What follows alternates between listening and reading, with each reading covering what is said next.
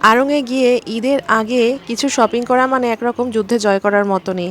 তো আজকে আমিও কিন্তু যুদ্ধ জয় করে এসেছি। তো এই যুদ্ধ জয় করার জন্য কিছু তো শপিং করেছি।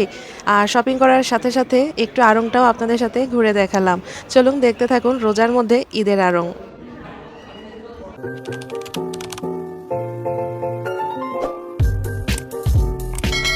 মধ্যবিত্ত সংসার, অল্প আয় করে স্মার্ট সংসার, আমার এই মমতার সংসারে আপনাদের সবাইকে জানাই অনেক অনেক ওয়েলকাম। কেমন আছেন বন্ধুরা? আশা করি অনেক অনেক ভালো থাকবেন এবং সুস্থ থাকবেন। আর আমিও আলহামদুলিল্লাহ আপনাদের ভালোবাসা এবং দোয়ায় অনেকটাই ভালো আছি। ঈদের কিন্তু আর একদমই বেশি দিন বাকি নেই, তাই না? আর মোটে কয়েকটা দিন, মানে আগামী সপ্তাহে কিন্তু ইনশাল্লাহ ঈদ। তো ঈদের কিছু টুকিটাকি কেনাকাটা আমার এখনো বাকি রয়েছে, যেগুলোর জন্য আমি চলে গিয়েছিলাম আড়ং। কারণ আড়ংয়ে বলবেন এটা এখানে আড়ংয়ে কেন যাচ্ছি, আড়ংয়ে তো এখন কত শত সমস্যা, বাজেটের একদম বেহিসাবি ওখানে গিয়ে জিনিসপত্র কিনতে হয় না।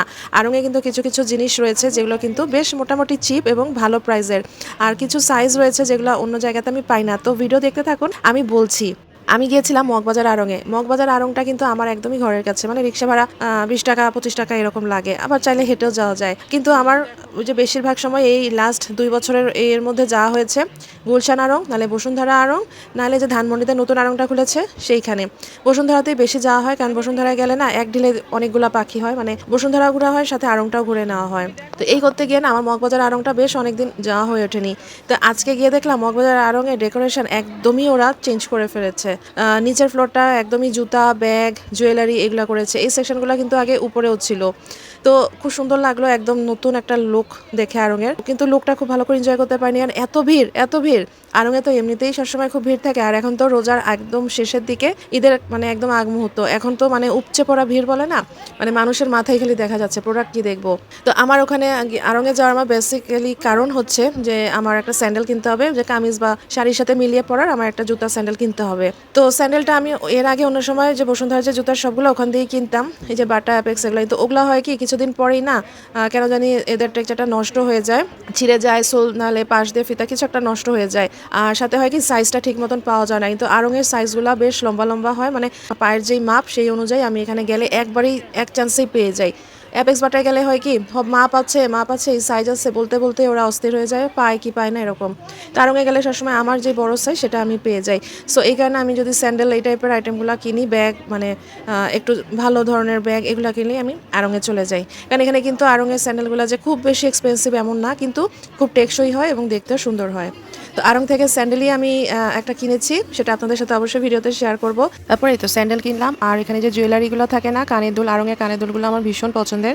তো কয়েকটা কানের দুল এইসব টুকিটাকি হাবিজাবি কিছু কিনে গেলাম ক্যাশ কাউন্টারে, মানে নিচে যেই জুয়েলারি সেকশনের সাথেই যে ক্যাশ কাউন্টারটা, ওইটা দেখলাম মাত্র 3জন মানুষ রয়েছে। তো হলাম এখানে তাড়াতাড়ি হয়ে যাবে। আর অন্য কাউন্টারগুলোতে দেখলাম প্রায় 10জন 15জন এরকম লম্বা লাইন। কিন্তু কপাল যাকে বলে, 3জন হলে হবেটা কি, একদম যিনি আর কি ফ্রন্টে ছিলেন, তো উনি এত সময় নিয়েছে প্রায় 25-30 মিনিট। উনি একটা জামা আনলো, ওইটাতে ট্যাগ লাগানো নাই। আবার ক্যাশ কী করে পেমেন্ট করবে, একবার উনি কার্ড বের করে, এটাই 10%, একবার অন্য ব্যাংকের কার্ড, একবার এই কার্ড, একবার নগদ, একবার বিকাশ, একবার উনি ব্যাগ নিবে কি নিবে না, মানে ওনার ডিসিশন নিতে নিতে প্রায় 15-20 মিনিটের উপর লাগিয়ে নিল। আর যিনি ওই যে ক্যাশে ছিলেন, যেই আপুটা ছিল, সেও প্রচুর স্লো ছিল, মানে নতুন মেবি 2টা জামা ভাঁজ করতে করতে ওনার প্রায় 10 মিনিটের উপর লেগে গেল, এত সময় নিয়ে করে। তো যাই হোক, অনেক কষ্ট করে আর কি পেমেন্ট করে আড়ংয়ের বাকি একটু সেকশন ঘুরে তারপর চলে আসলাম। আড়ংয়ে মানে দরকার না থাকলে এই মুহূর্তে না যাওয়াটাই ভালো। তবে আড়ংয়ে খুব সুন্দর সুন্দর জামা এসেছে, জামাগুলো কামিজগুলো তো আপনাদের সাথে শেয়ার করলাম, কিন্তু অনেক দাম কামিজগুলো। আমি বলবো আড়ংয়ের খুবই দাম। আমি খুব একটা ট্রাই করি না আড়ংয়ের 3 পিসগুলো স্পেশালি, কিন্তু আড়ংয়ে যে 1 পিসগুলো হয় ওগুলো খুব সুন্দর হয় এবং ওগুলো খুব রিজনেবল হয়, 1100 1200 1300 এর মধ্যেই। আমি আড়ংয়ে 1 পিসগুলো খুব পছন্দ করি এবং ওখান থেকে কিন্তু আমি 1 পিসগুলো কিনিও। কিন্তু আজকে 1 পিস একটাও পছন্দ হয়নি।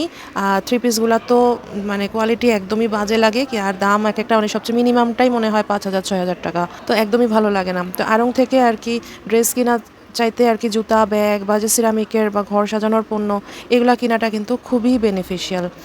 লিটারেলি আড়ংয়ে এই মুহূর্তে প্রয়োজন না থাকলে একদমই আমার মতে যাওয়া উচিত না।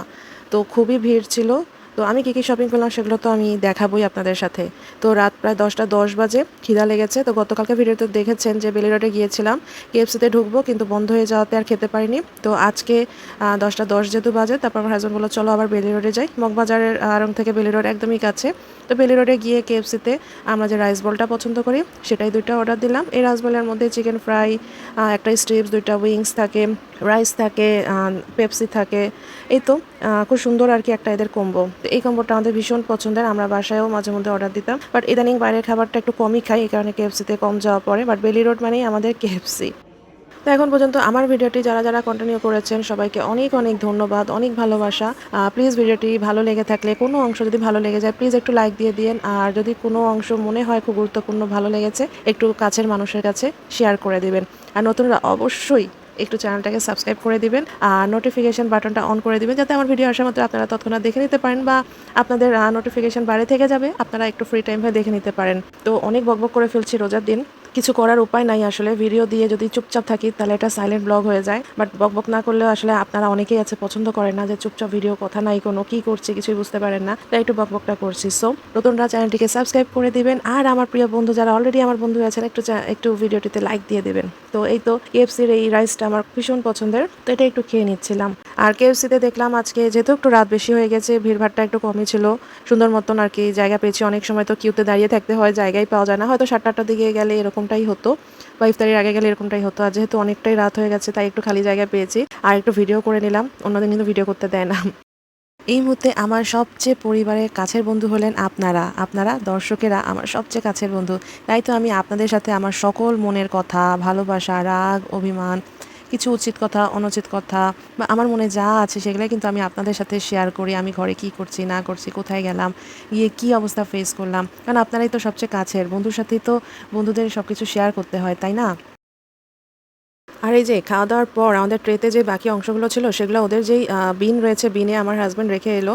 কারণ আমরা বাইরের দেশে গিয়েছিলাম, সেখানে কিন্তু এটাই সিস্টেম, সেলফ সার্ভিস, যে নিজেরা খাবারও নিবে আর আসার সময় খাবারের টেবিলটা ক্লিন করে আসতে হবে। ট্রেটা এক সাইডে রাখার জায়গা রয়েছে, ওখানে রাখতে হবে। আর বাকি যে ফেলা জিনিসগুলো আর কি, জুটা জিনিসগুলো, ওগুলো ফেলারও একটা আলাদা বিন রয়েছে। তো এইভাবে সুন্দর করে বাইরের দেশে ক্লিন করে আসতে হয়। সো এই দেশে আমরা বাংলাদেশে এসে এই নিয়মটাই মানার চেষ্টা করছি, যে বাংলাদেশে যদি সবাই আমরা মানে একটু উদ্যোগ না নিই তাহলে তো আমাদের দেশ উন্নত হবে না। তো যাই হোক, এভাবেই আর কি চেষ্টা করে যাচ্ছি, সেলফ ডেভেলপমেন্ট আর কি যেটাকে বলে।